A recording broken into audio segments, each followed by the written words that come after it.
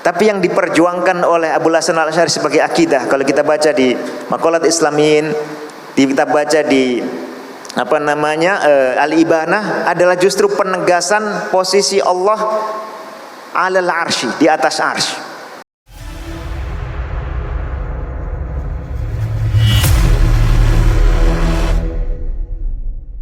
Bismillahirrahmanirrahim. Assalamualaikum warahmatullahi wabarakatuh. Saya ada dua persoalan yang mungkin soalan basic. Persoalan pertama ialah sejak kebelakangan ini ataupun dah agak lama, kita sering kali mendengar perbahasan tentang Allah wujud tak bertempat, Allah wujud bila makan. Jadi persoalan saya adalah, adakah ini salah satu perkara yang berasal usul daripada fahaman Asy'ariyah, kembali kepada Imam Abu Hasan Asy'ari, ataupun ianya datang daripada sumber yang terkemudian yang bukan daripada beliau? Soalan yang pertama. Dan yang kedua, soalan saya ialah, apakah keperluan untuk kita berbincang secara terlalu mendalam secara falsafah tentang sifat-sifat Tuhan, tentang ayat mutasyabihat, yang sampai dia semakin lama semakin mengelirukan dan menyebabkan kita semakin lama mungkin semakin terpesong, wallahu alam, tentang perkara yang kita sendiri pun tak tahu hakikatnya macam mana. Adakah keperluan untuk kita berbincang sampai ke tahap itu, ataupun ianya hanya sekadar perbincangan yang membuang masa? Wallahu alam. Terima kasih.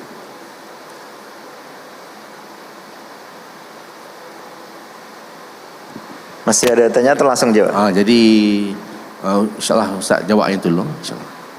Baik, yang kedua dulu ya. Pertanyaan yang kedua, adakah penting kita membahas persoalan-persoalan akidah atau filsafat ini sampai terlalu mendalam? Sebetulnya jawabannya tergantung pada isi pembahasan kita. Tergantung isi pembahasan kita.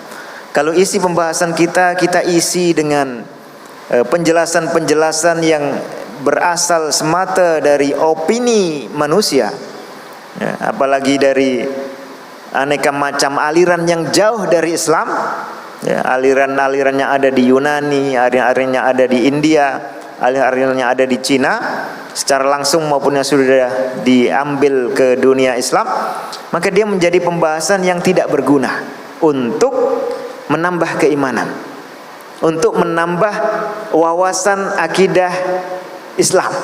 Kenapa? Karena dia bukan sumber yang diakui sebagai sumber yang otoritatif untuk akidah Islam, ya, itu. Tapi dia punya kegunaan untuk menunjukkan kepada kita betapa nikmatnya akidah Islam. Seperti kata para sahabat antara Khalifah Umar bin Khattab radhiyallahu anhu, orang kalau tidak mengenal jahiliyah, dia kurang merasakan nikmatnya Islam, nikmatnya tauhid.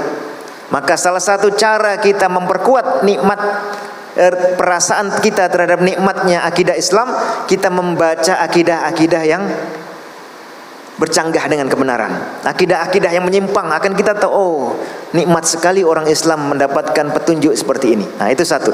Yang kedua, kalau kita isi pembahasan akidah ini dengan sumber-sumber yang memang otoritatif, ya, dengan ayat-ayat Al-Quran yang membahas rinci sifat-sifat Allah, berapa banyak sifat Allah disebutkan dalam Al-Quran, kemudian dirinci sebagiannya oleh Rasulullah SAW, ya. Contoh, kita tahu Allah qadir dan ala kulli syai'in qadir, dan Allah juga fa'alun lima yurid, melakukan apa yang dia kehendaki. Jadi Allah maha mampu dan juga maha melakukan apa yang dikehendakinya. Ini secara umum kita sudah paham, kita bisa amalkan, kita bisa hayati akidah itu. Tapi kalau kita ditambah dengan rincian dari Rasulullah, oh, ternyata Allah mentakdirkan langit dan bumi ini dengan terlebih dahulu 50.000 tahun sebelum penciptaan langit bumi. Allah sudah mencatatkan takdir itu dalam Lauh Mahfuz. Allah menciptakan kolam, satu makhluk yang khusus diberikan tugas untuk mencatat takdir di atas Lauh Mahfuz.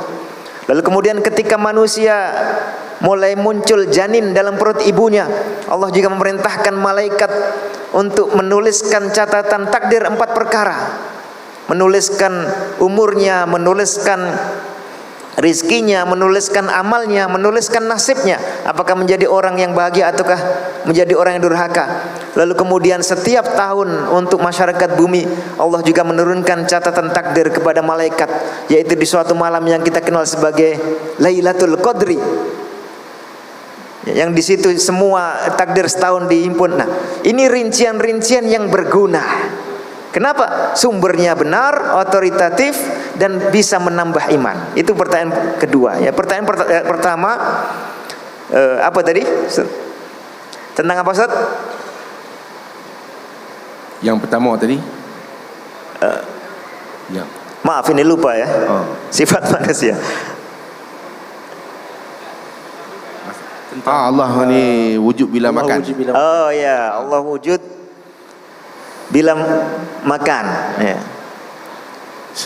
Kalau kita mau makan juga wujud bila kita makan. Ya, ini salah satu ungkapan. Pertanyaannya, apakah otentik dari Abul Hasan Al-Asy'ari atau belakangan? Jadi begini, ada dua isu di dalam ungkapan itu, bahwa Allah tidak punya tempat, tidak punya makan, dan bahwa Allah tidak dinyatakan di atas alam, yang kemudian dalam bahasa belakangan disebut tidak punya arah. Ya. Kalau pernyataan bahwa Allah tidak punya tempat itu sudah ada dalam pernyataan Abul Hasan Al-Asy'ari.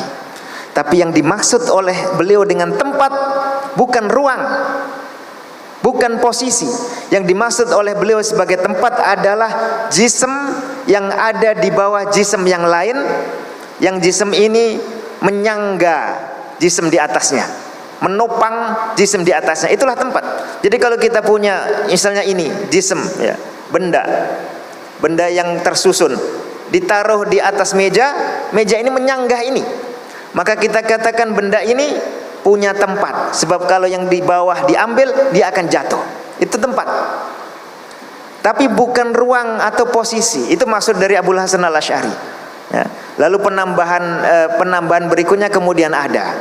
Nah, tapi yang diperjuangkan oleh Abul Hasan Al-Asy'ari sebagai akidah, kalau kita baca di Maqalat Islamin, kita baca di Al-Ibanah, adalah justru penegasan posisi Allah alal arsy, di atas arsy.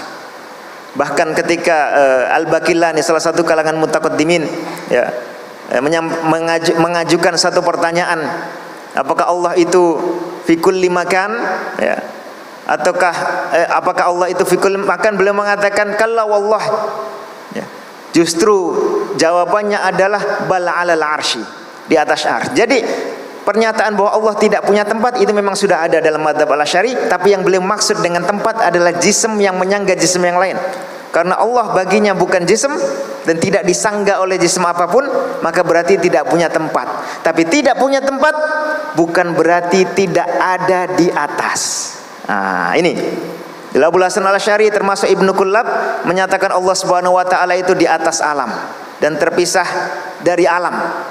Yang itu juga bagian dari akidah madzhab Salafi. Bahkan dinyatakan seperti oleh Imam Asy-Syafi'i, Imam Hammad, huwa 'alal arsy yakrubu min ibadihi kaifa yasha.